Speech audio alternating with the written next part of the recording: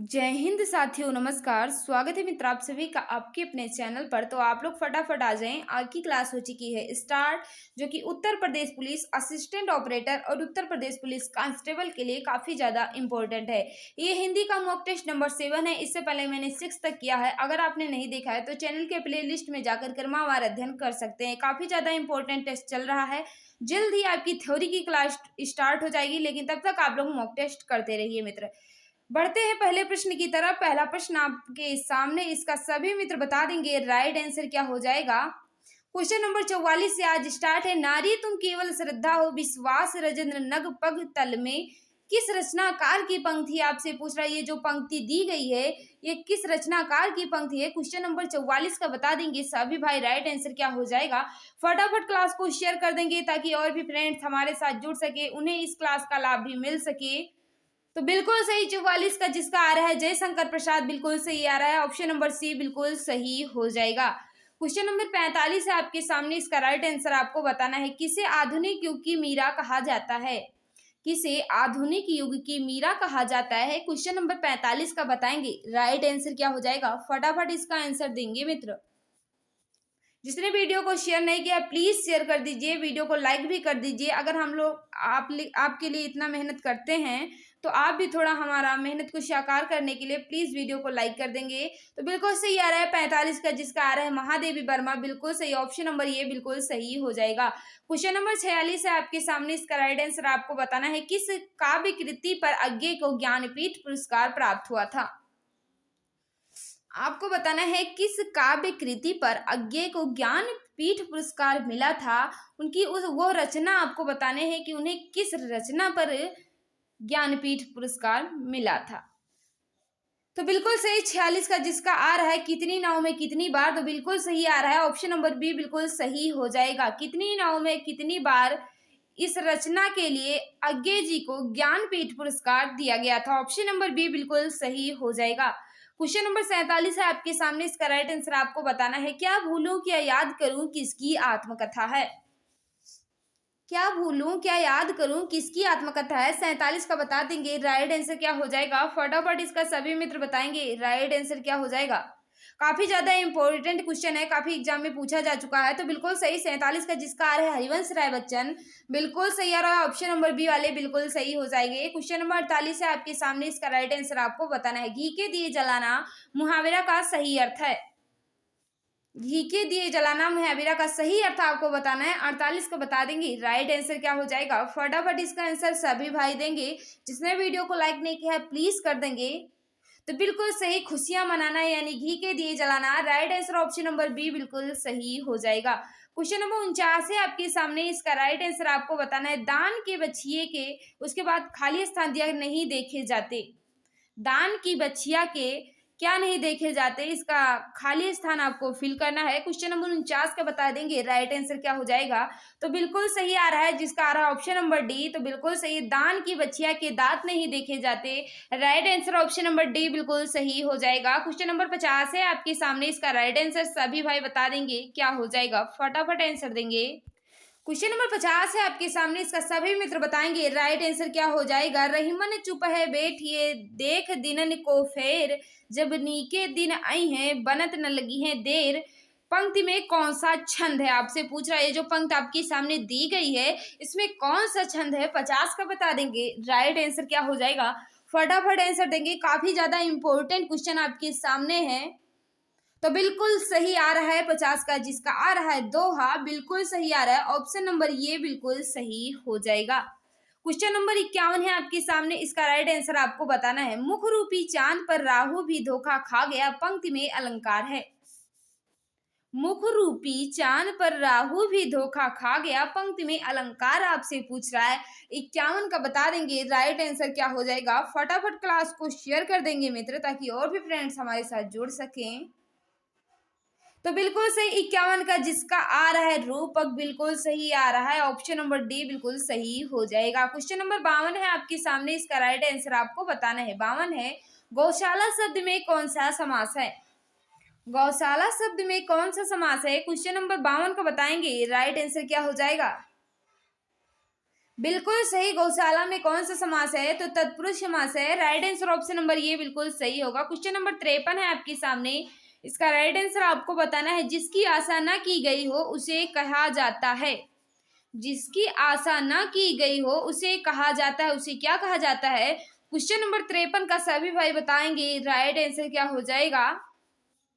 तो बिल्कुल सही, अप्रत्याशित कहा जाता है। Right answer option number B बिल्कुल सही हो जाएगा। जिसकी आशा ना की गई उसके लिए एक शब्द आपसे पूछ रहा था, तो अप्रत्याशित कहा जाएगा। Right answer option number B वाले बिल्कुल सही है। क्वेश्चन नंबर 54 है आपके सामने। इसका राइट आंसर आपको बताना है। 54 है, गंगा नदी भारत की पवित्र नदी है। इस वाक्य में गंगा है, आपको बताना है गंगा जो है ये कौन सी संज्ञा है। गंगा नदी भारत की पवित्र नदी है। इस वाक्य में गंगा है, गंगा कौन सी संज्ञा है आपसे पूछ रहा है। 54 का बता देंगे राइट आंसर क्या हो जाएगा।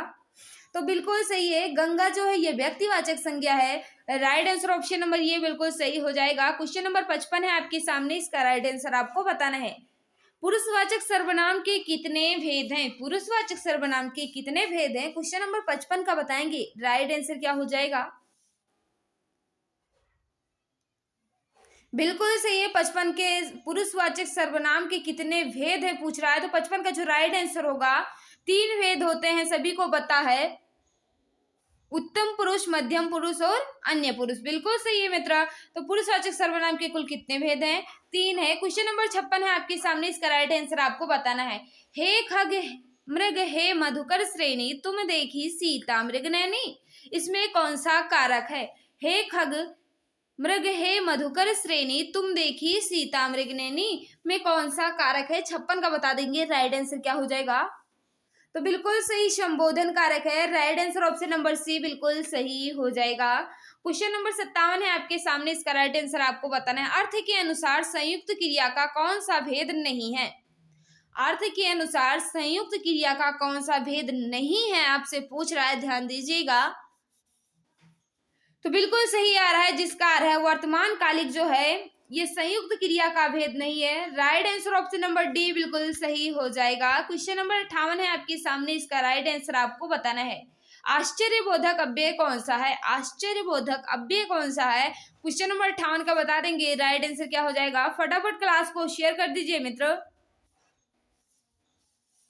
बिल्कुल सही, 58 का जो राइट आंसर होगा सभी का आना चाहिए, काफी ज्यादा इंपॉर्टेंट क्वेश्चन है। फटाफट आंसर देंगे सभी भाई। तो 58 का जो राइट आंसर है बिल्कुल सही आ रहा है। क्या जो है ये आश्चर्यबोधक अव्यय है।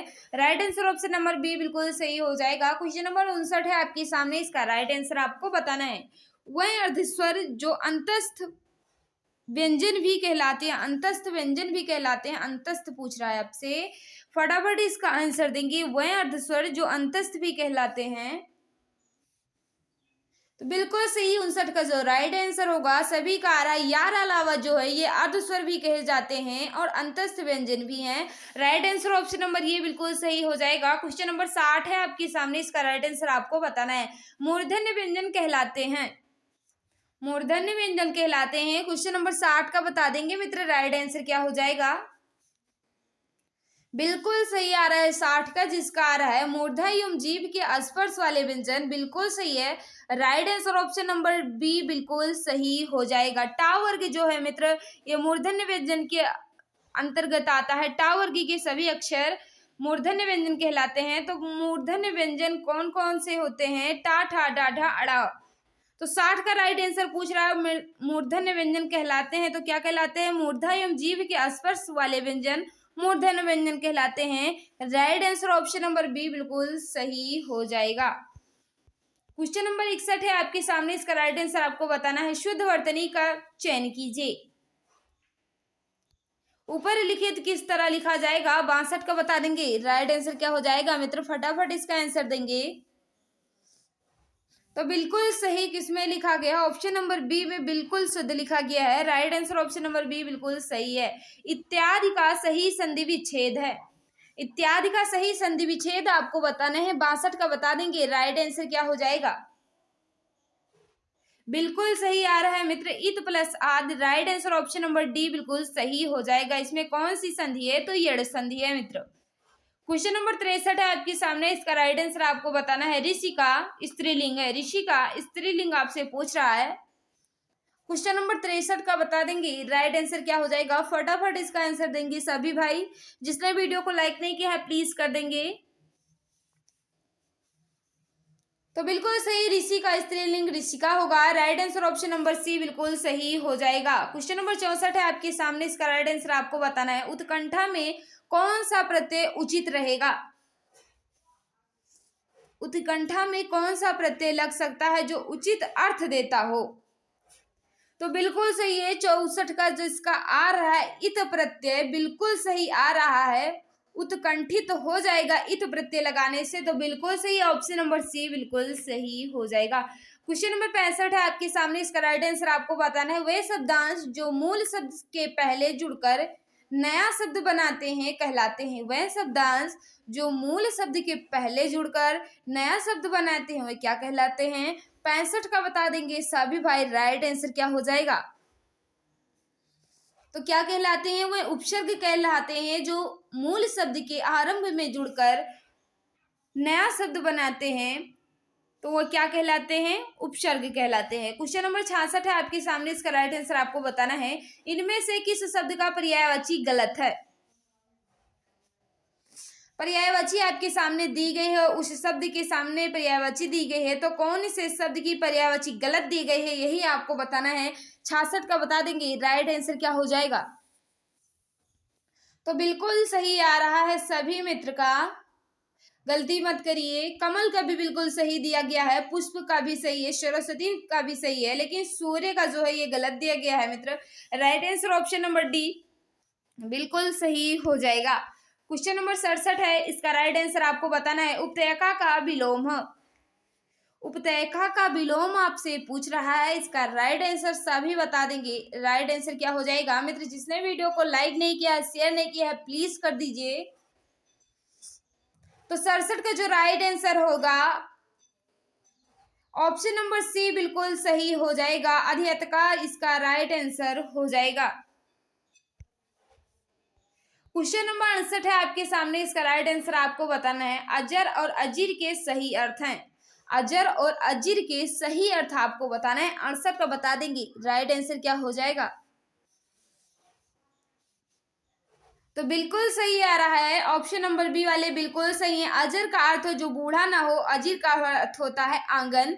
Right answer option number B बिल्कुल सही हो जाएगा। क्वेश्चन नंबर 69 है आपके सामने, इसका राइट आंसर आपको बताना है। निम्नलिखित शब्दों में से तत्सम कौन सा है?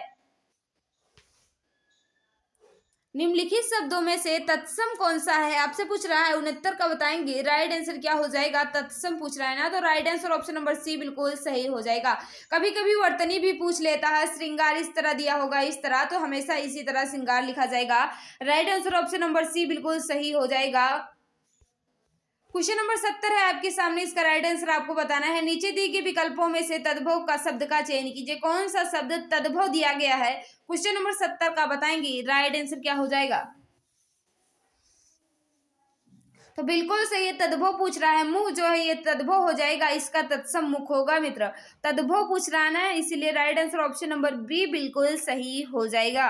क्वेश्चन नंबर 71 है आपके सामने, इसका राइट आंसर आपको बताना है। कौन सा वाक्य सही है, कौन सा वाक्य बिल्कुल शुद्ध लिखा गया है यही आपसे पूछ रहा है।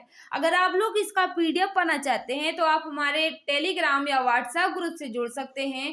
टेलीग्राम पर जुड़ने के लिए आप टेलीग्राम पर सर्च कर लेना exam Guruji by Arvind sir और ज्वाइन हो जाना, ताकि आपको बुक्स भी मिलती रहे और अच्छे अच्छे नोट्स और पीडीएफ भी मिल जाया करे। तो 71 का बता देंगे राइट आंसर क्या होगा। बिल्कुल सही आ रहा है, बैल और बकरी घास चरते हैं। Right answer option number B बिल्कुल सही लिखा गया है। क्वेश्चन नंबर 72 है आपके सामने, इसका राइट आंसर आपको बताना है। किस रस का अस्थाई भाव उत्साह है? किस रस का अस्थाई भाव उत्साह है? क्वेश्चन नंबर 72 का बता देंगे भाई। राइट आंसर क्या हो जाएगा। तो बिल्कुल सही आ रहा है 72 का, जिसका आ रहा है वीर। बिल्कुल सही है, वीर रस का अस्थाई भाव उत्साह होता है। Right answer option number B बिल्कुल सही हो जाएगा। क्वेश्चन नंबर 73 है आपके सामने, इसका राइट आंसर आपको बताना है। वह शब्द जो संस्कृत भाषा से हिंदी भाषा में ज्यों का त्यों ग्रहण कर लिए जाते हैं वो क्या कहलाते हैं? वह शब्द जो संस्कृत भाषा से हिंदी भाषा में ज्यों त्यों ग्रहण कर लिए जाते हैं वह क्या कहलाते हैं? 73 का बताएंगे, राइट आंसर क्या हो जाएगा? तो बिल्कुल सही आ रहा है, वह क्या कहलाते हैं? तत्सम शब्द कहलाते हैं। ऑप्शन नंबर सी बिल्कुल सही हो जाएगा। आगे संस्कृत भाषा से हिंदी भाषा से जो त्यों ग्रहण कर लिया जाता है हिंदी भाषा में उसे, तो उसे तत्सम कहते हैं। अगर कुछ बदलाव किया जाता है तो उन्हें तद्भव कहा जाता है। Right answer option number C उसका बिल्कुल सही होगा। क्वेश्चन नंबर 74 है आपके सामने, इसका राइट आंसर आपको बताना है। आज किसका पर्यायवाची है? आज जो है ये किसका पर्यायवाची है आपसे पूछ रहा है। 74 का बताएंगे, राइट आंसर क्या हो जाएगा? तो बिल्कुल सही, आज किसका पर्यायवाची? ब्रह्मा का पर्यायवाची आज होता है। राइट आंसर ऑप्शन नंबर ये बिल्कुल सही हो जाएगा। क्वेश्चन नंबर लास्ट है भाई आपके सामने, इसका राइट आंसर आपको बताना है। मृत्यु कौन सा लिंग है? मृत्यु जो है ये कौन सा लिंग है आपसे पूछ रहा है। क्वेश्चन नंबर 75 का बता देंगे, राइट आंसर क्या हो जाएगा? तो बिल्कुल सही आ रहा है, जिसका आ रहा है right answer option number B, स्त्रीलिंग। मृत्यु जो है ये स्त्रीलिंग है। Right answer option number B बिल्कुल सही हो जाएगा। अगर आप लोग इसका पीडीएफ पाना चाहते हैं तो हमारे टेलीग्राम व्हाट्सएप ग्रुप से जुड़ सकते हैं, आपको पीडीएफ मिल जाएगी। लेकिन आज का स्कोर आपको बताना है कि आपने कितने सही किए, कमेंट सेक्शन में लिखना मत भूलिएगा। अगर आपको क्लास अच्छी लगी है तो प्लीज़ वीडियो को लाइक कर देना और कमेंट में ज़रूर बताना कि आज की क्लास आपको कैसी लगी। इसके रहे आंसर आपको पीडीएफ में मिल जाएंगे। तो मित्र आज की इस वीडियो में बस इतना ही, मिलेंगे कल शाम 6 बजे। सभी को जय हिंद, जय भारत, वंदे मातरम।